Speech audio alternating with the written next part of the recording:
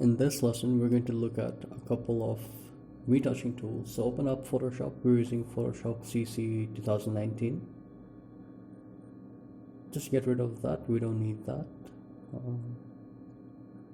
We're going to open up an image. So we're just dragging and opening it up like this. So we are going to look at a couple of tools. So first of all, we're going to look at the blur tool. We're also going to look at the two tools below, the sharpen and the smudge tool. So first of all, the blur tool.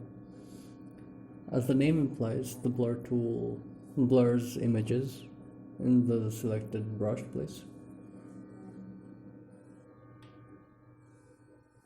So if you mess around with the peripherals on the top, like strength and the size of the brush, so the more strength, the blurrier it gets, and the less strength, well, the less blurry it gets, as implied.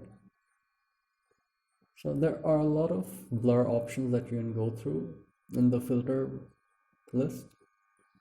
So you can choose a couple of those. So let's look at the sharpen tool. The sharpen tool is the opposite of the blur tool. It has very similar peripherals as the blur tool, so let's click over the places we've blurred, and we'll see that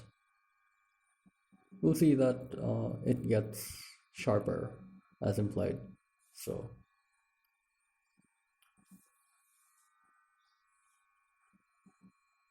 we'll sharpen a bit more.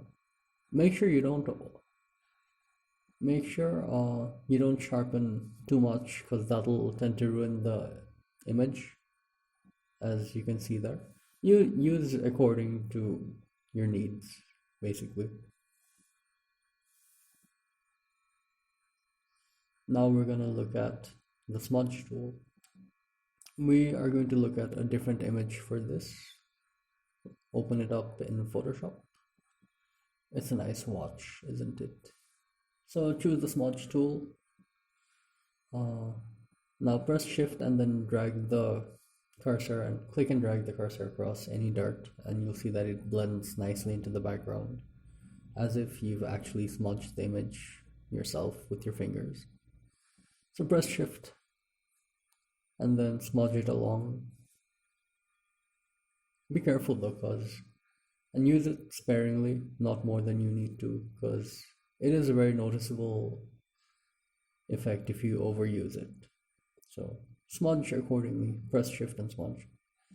Get rid of that spot there. There you go. That tiny little black spot on the screw. Shift, click, and drag along.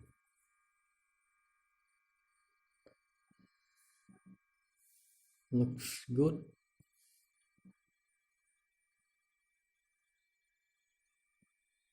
The smudge is a really useful retouch tool at times, but also it's fairly easy to ruin an image with it if you overuse it.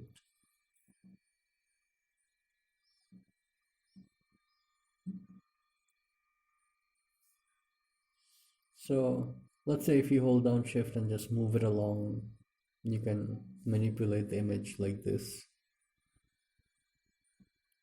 Like, it moves the colors and the pixels along, and it's a very powerful tool.